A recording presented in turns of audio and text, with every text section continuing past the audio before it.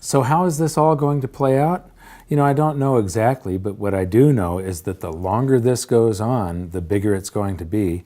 And I wrote about some of the possibilities in my book. And this was written before the crisis of 2008.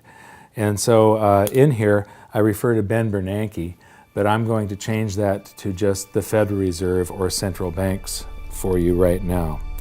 So, the day of reckoning will come when millions of baby boomers reach the age where they have to take mandatory distributions from their IRAs.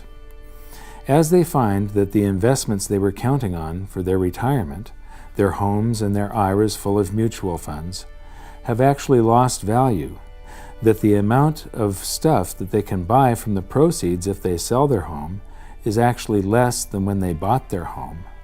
And as they realize that their dream of a comfortable retirement was just that, a dream, all those boomers will get scared and pull in their horns. They will stop spending.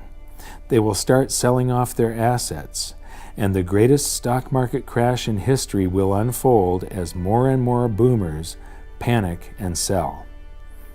I believe this will also be accompanied by the greatest real estate crash the world has ever known. This perfect storm of bankruptcies and foreclosures will cause the currency supply to contract as the giant credit bubble pops, and all those big spenders become big savers. When people save their currency, it stops circulating. The economic engine runs out of oil, and the whole thing locks up. This is every central banker's worst nightmare. This is real deflation. And the world's central bankers are about to discover the true scale of the horrors of a credit bubble implosion. When this happens, the Federal Reserve will once again send out its armada of money bomb dropping helicopters, but this time something will be different. Something will have gone horribly wrong.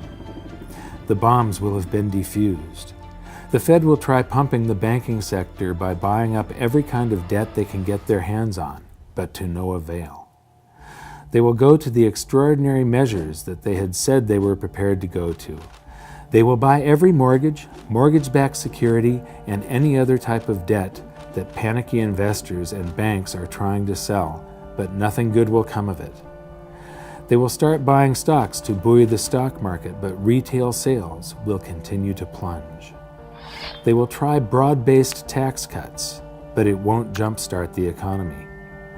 They will work with foreign central banks to buy each other's debt, but the global economy will continue to plummet. People will finally see through the veil. They will see what Dorothy, the Scarecrow, the Lion, and the Tin Man saw, that the Wizard of Oz is really just some dopey old guy frantically pulling levers. Remember when we talked about how during World War I, the Germans increased their currency supply by 400%, yet there was no price inflation because of the public's anxiety over the war and the uncertainty of their future?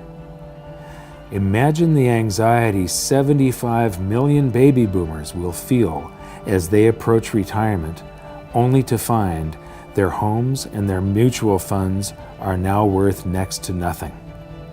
The nest egg, ladies and gentlemen, has just cracked.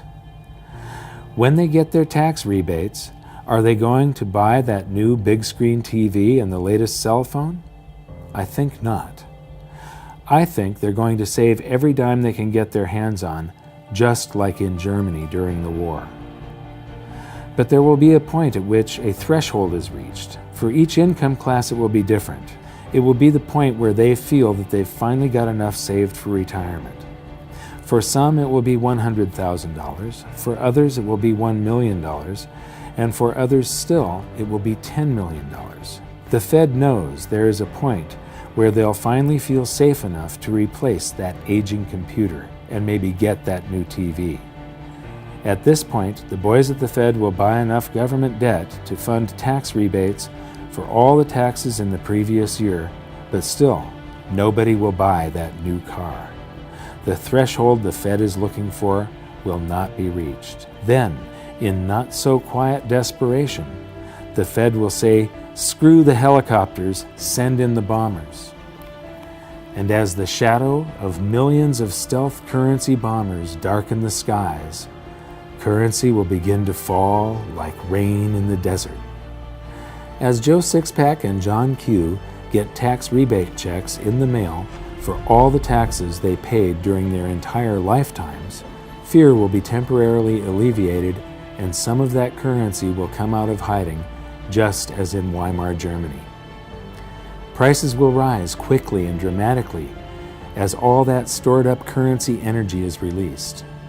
In a panic, the Fed will call back the bombers, but it will be too late. There's nothing they will be able to do to stop it now because the hyperinflation will have already begun. The Dow will begin an invisible crash of epic proportions and gold prices will shoot to the moon. If you are wise enough to moor your boat in the safe harbors of gold and silver and other commodities, you will weather the storm. It won't be pretty, but at least you'll be safe. At this point, confidence in the currency will fall faster than it can be created. Cost of living increases for government employees, and the costs of all government projects, the subcontractors, the labor, the materials, will all skyrocket. And each time more currency is created to pay for the increases, the value of the currency will fall even faster. In times like that, governments have only two choices: shut down the government and all of its projects and services, send everybody home without pay, turn off the printing presses, and wait for the free market system to discover price levels that account for the quantity of the currency in the supply, or print the currency into oblivion. Governments have always chosen the latter.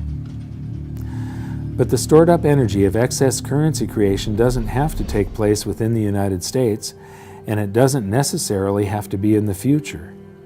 In fact, there is an abundance of stored up currency just waiting to be released right now. As I mentioned earlier, all the dollars we sent overseas to other countries to buy their goods and services are now sitting in their bank accounts, just waiting to be spent. Eventually, the world economy will lose faith in the US dollar and will want to dump it by buying up goods. And as all those dollars come flooding back into the US, it will, of course, cause the prices of those goods and services to rise, and could, and probably will, trigger a scenario much like the one I have just finished describing. Throughout history, economists have suffered from what I like to call this time syndrome. This time, they've become masters of the economic universe. This time, they've figured it out. This time, they've tamed the economy. This time, they've mastered the art of infinite currency amplification. This time, a fiat currency will work. History gives this a probability of 0. Each time we sailed toward economic doom, the greatest financial minds in the world were at the helm. Do you really think we should continue letting them steer the ship? I think not. It would be nice if we started listening to people that have been right rather than the people that have theories. And it would be great if they would allow the free market to work, but that's not the way it's going to happen. The people that have the theories will continue to rule, and we will vote for people that don't know what they're doing. And so the best that we can do is try to protect ourselves and even, potentially benefit from government and economists' stupidity. And so the way you do that is by learning as much as you can about what's happening and developing your own opinions on what is coming at you, rather than being reactionary. And you can do that by watching some of the bonus feature. Just click the info button and we'll see you in the bonus feature. And until next time, until the next episode, see you there. One of the most important things is how to prepare for all of this so that you can be able to see through that economic veil and understand what's going on when things start to shift.